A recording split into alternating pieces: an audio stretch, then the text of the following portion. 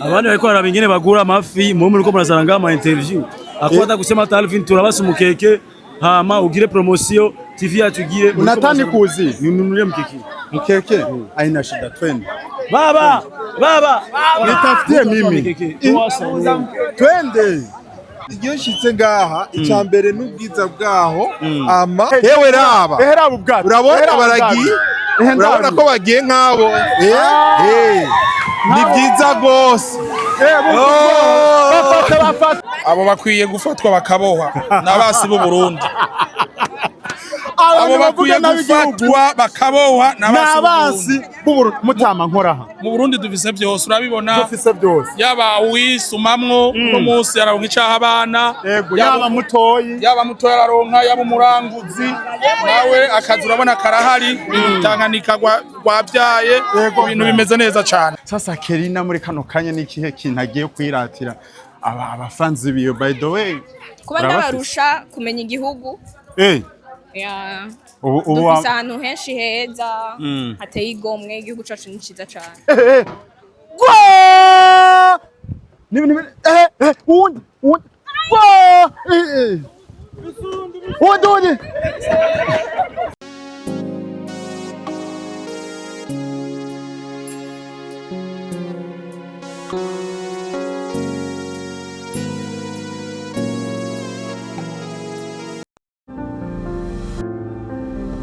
Yes bakunzi ba Gatech TV nko mibona ibirori biracashushe biraryoshe turi kumwe n'aba star turi kumwe n'aba influencer turabona nuko numubire yaje fresh murane yuko turiko turegereza ikiyaga Tanganyika ubu ni Kellyna salam hi uko fresh sava kuvejo turi kumwe kwambari ati ni ryambere nivyo ego nta kintu nonori ndiko ndiga brama ni heza wow tugiye kuraba amazi ubwato mbega we misi yose we deplace n'umuduga cyane oya n'amaguru ibi wari ubimenyereye ni deplace n'amaguru kwera nibwo buzima bwanje busanzwe really ya sasa Kellyna muri kano kanya n'ikihe kintu agiye kwiratira abafanzi biyo by the way kuba ndabarusha kumenya igihugu ya dufise ahantu henshi heza hateye igomwe igihugu cacu ni ciza cane Ego friend, cyo kintu uvuze nico ko turamaze kugendera intara nyinshi cyane. Mu ndirimbo compose. Nize yuko harimwe igiye kuza ku bwa visit ukoze? Ya hari yindi tuzokora tuzunguruke hafi intara zose. Tuvyerekana ivyiza by'u Burundi. Yo uzoca ukora indirimbo. Ya. Kellyna. Ndaryohe cyane nuko ukunda igihugu cyawe by the way. Ya, merci aussi. Ibindi navyo nize yuko vibe igiye kuza. Jena yitezwe kuza kuririmba nkajya twicaye hajya kwa kiwi. Oya n'ubu turacahari. Uraza gukubita. Ego. Birashoboka. Urane uko ibintu biryoshye cyane. Wow. Wow. Yes bakunzi ba Gatech TV murane ko tubandanya kunezerwa tunezerererwa ikiyaga cacu. Ubu no burovyi. Murane ko ari ibintu binezereje cyane. Turiko turatembera twihweza abantu batandukanye twamaze kuza twamaze kuyishikira murane yuko twese tuko turatangarira ino view abavuga ko igihugu cacu kitarimwo ibyo gufungura nibaze birabira ifi baziroba ngaha ushaka uratora n'amaboko ibintu binezereze cyane mu gihugu cacu murane yuko abene gihugu bari mu bikorwa byo kwiteza imbere murane yuko turiko turagenda tubereka ibyiza bigize igihugu cyacu ciza cyo Burundi hano turafise umwigisha wacu yama atubwira byinshi Musanze wowe wari umaze kuhaza hano hantu yo je namanza ngaha burangura mu gisata kindi cy'ukera rugendo namanza ngaha kenshi by the way niwe wagiye uraspecifika utubwira karanga y'igihugu cyacu aho tugeze mu Bwingwe n'ahandi yego niki kintu wibuka cyangwa unezererwa iyo ugeze hano ku kiyaga cya Tanganyika iyo nshitse ngaha icambere n'ubwiza bwaho ama ugaca ubona n'akamaro kino kiyaga gifitiye Uburundi bwose muri rusangi iyo ngeze ngaha nirakira buno bwiza bw'igihugu. Ikindi nakamaro kino kiyaga gifitiye Uburundi muri rusangi n'abanyagihugu bo ngaha. Agafi ko muri Tanganyika nagafi kisangije kandi karyoshe. Nejo twaragafunguye. Kararyoshe gose. Kandi kaboneka muri kino kiyaga gusa atahandi ku isi byo mubimenye. Turabe burya bwato. Wewe warigeze kwinjira muri buno bwato? Iyo nzanye ingenzi ngaha turinjira tugashika hariya bakatwereka ukuntu baroba biba bimeze neza. Nike kintu watumirira abantu badakunda kuja kuvisita mu bibanza nk'ibi? Abantu ndabahamagariye baze batembera igihugu. Yewe raba urabona baragiye, urabona ko bagiye nk'abo. Ni byiza rwose.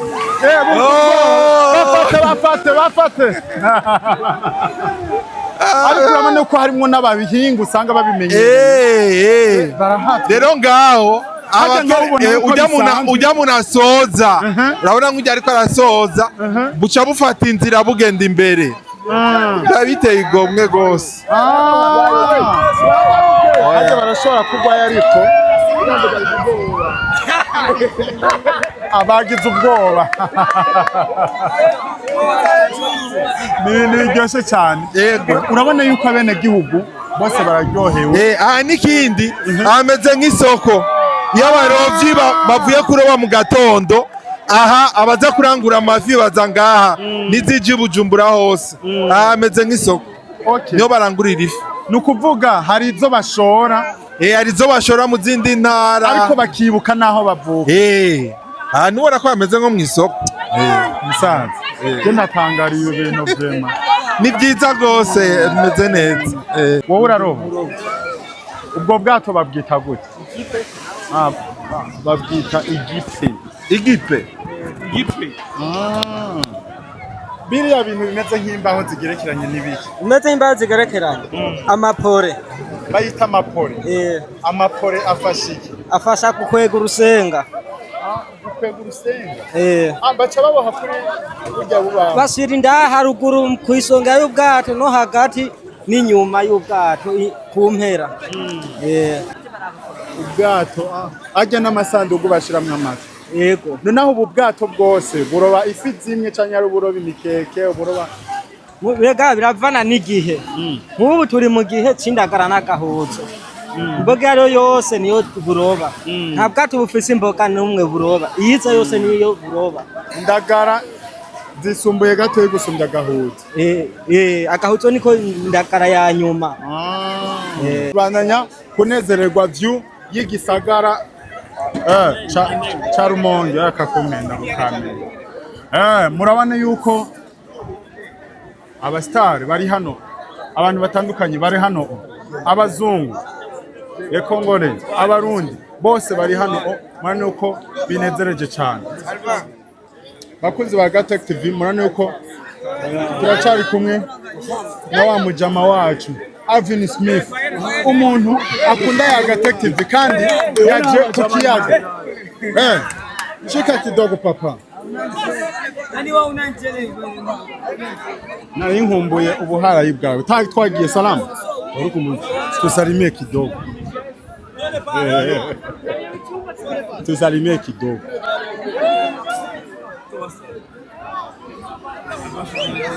Salamu.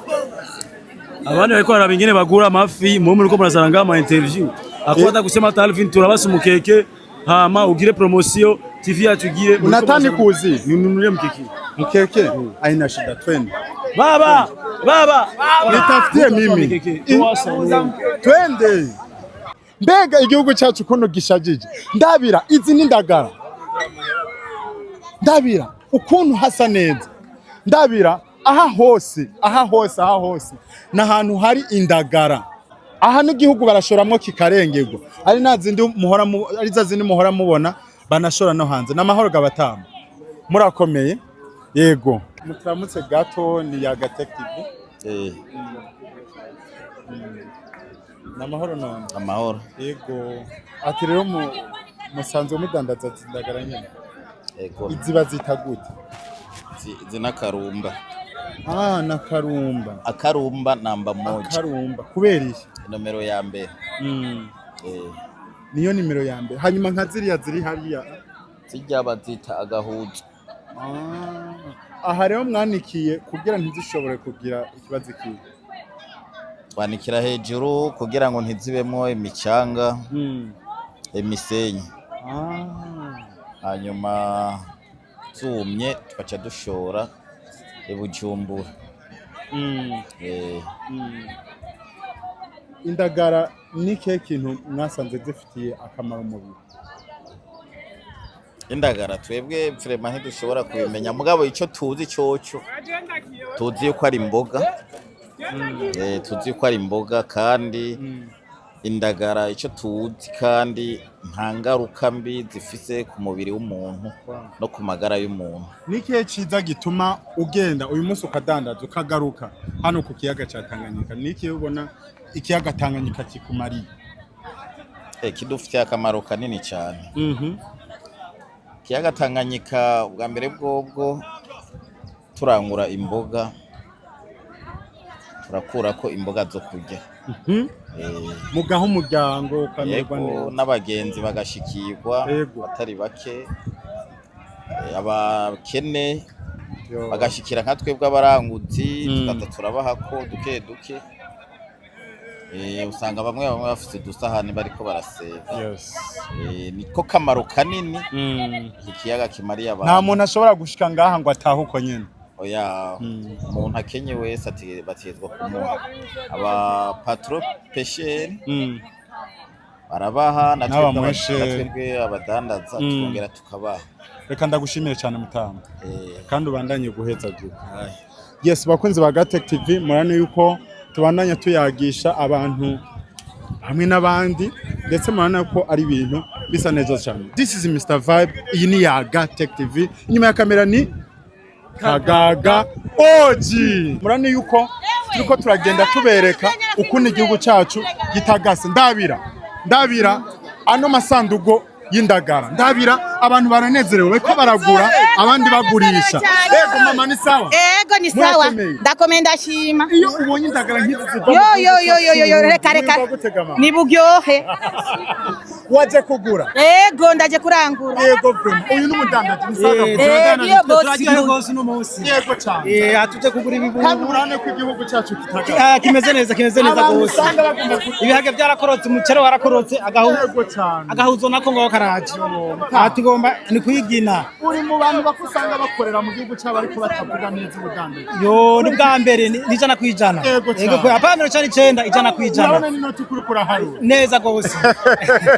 Nike wotumirira abandi bantu bakunda kuza kuraba ikiyaga cya Tanganyika? Icyo novuga mu ncamake, iyo bari hose bari muri Amerika bari hehe, bari dukorera igihugu cyamaze kuba cyamata n'ubuki. Ego. Yes, bakunze ba Gatech TV, murabona yuko ibintu binanezereje cyane. Mama ni sawa? Ego ni sawa. Nawe waje gusuma? Oya naje kurangura. Waje kurangura? Ariko aho havutwara isanduku pe. Batayimaye kwiraki 3 sindabaha n'inyama zarakorotse. Bakunze ba Gatech TV, murane yuko igihugu cyacu kiranezerewe. Ehera aya n'amasanduku Kagaga, aya n'amasanduku tuko turabereka ukuntu igihugu cyacu kitagase. Aya n'amasanduku gusa. Ndabira ibyiza by'u Burundi ntawo bivuga ngo abimare. Ndabira aha hose murabona yuko turiko raba amafi ariko araza hano bagomba baje gutora barangure. Mama ni sawa? Wamaze kuronka wewe? Narose. Warose? Ahubwo muje kudandaza? Ego vrema. Yes, bakunze ba Gatech TV, murabona yuko uno mugabo wewe yamaze kubyina. Ni sawa? Iyo sanduku ni kwawe? Oya, isanduku ni yaba boss bamwe. Aho n'uranguriye? Oya, umuntu ndanguriye, ndanguye ahubwo nshikaye kuba boss badandaza. Ndabona yuko wamaze kubona vrema ikintu kizima. Yes, bakunze ba Gatech TV, raba ikiyaga Tanganyika ibyiza birimo. Aba n'abantu bose bako baravyimba ku masandugu. Jewe ndatangariye ikiyaga Tanganyika ku Burundi no munsi. Murani yuko ifi zapfuye ari nyinshi. Muze mu rumonge, muze mwitegereze muronke ifi. Musaza ni sawa? murakomeye turakomeye ego abavuga yuko ibidandazwa byo mu Burundi bizimvye wowe niko ubibona abona ababeshi n'abangushi umuntu wari we wese no musi ararindagara ku mahera makeya 2,000 barabaha ibihumbi 2 ukaronka no musi umuntu ararafunguye vraiment ikiyaga cyabyaye ego vraiment wimba nike kintu wobwira abantu nakaye karanga wobwira abantu usanga batavuga Burundi neza abo bakwiye gufatwa bakabohwa nabasi b'u Burundi abo bakwiye gufatwa bakabohwa nabasi b'u Burundi mutama nkoraha mu Burundi dufise byose urabibona dufise byose yaba wisumamwo no musi araronka icaha abana yaba mutoyi araronka yaba umuranguzi nawe akazi urabona karahari tanganika gwabyaye ibintu bimeze neza cyane musaza reka ndagushimire cyane murakoze cyane nawe hanyuma nabyo gira n'abakiriya bawe baza bagushorere nta kibazo aha baraza kugura nta kibazo basigaje aho bajana ku buyungiro kwanika mu gihugu cyacu n'amahoro murakoze safi sana bakunzi ba Yaga Tech TV tubandanya tubandanya tubereka ukuntu igihugu cyacu ari nyabagendwa murakoze cyane this is Mr. Van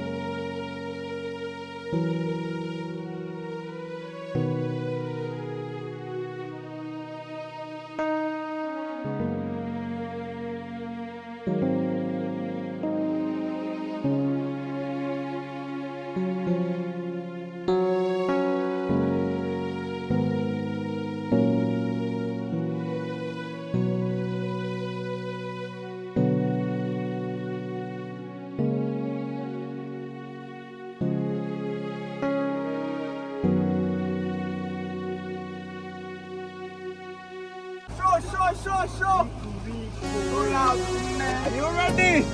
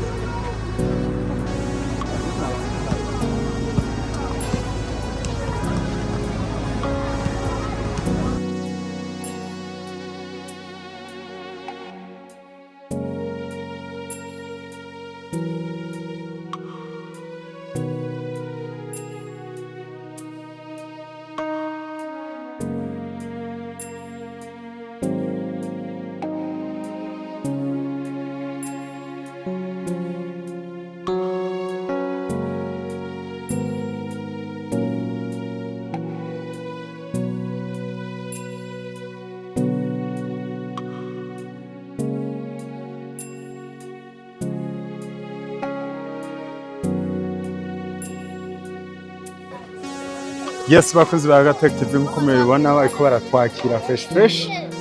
This is Mr. Vibe. Muri kumwe n'abantu batandukanye banezerewe igihugu cyacu cyiza cy'u Burundi.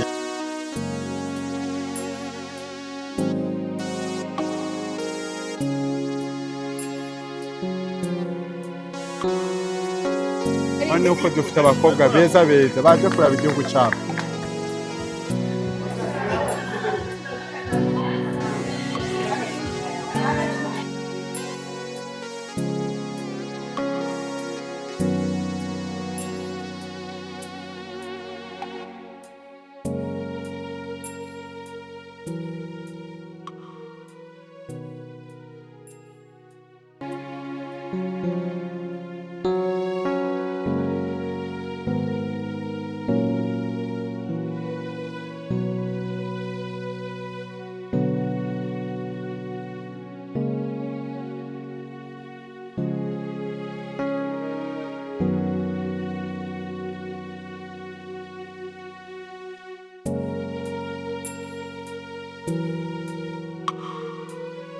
Yes, bakunzi ba Yaga Tech TV murabona yuko hari umusaza agomba atwereka ubuhinga. Twamusanze muri kimwe mu bibanza twagendeye byiza. This is Mr. Van. Arasibye. Beka umunezero. Aguyeyo. Bakunzi ba Yaga Tech TV murabona yuko hari abasore. Nibi.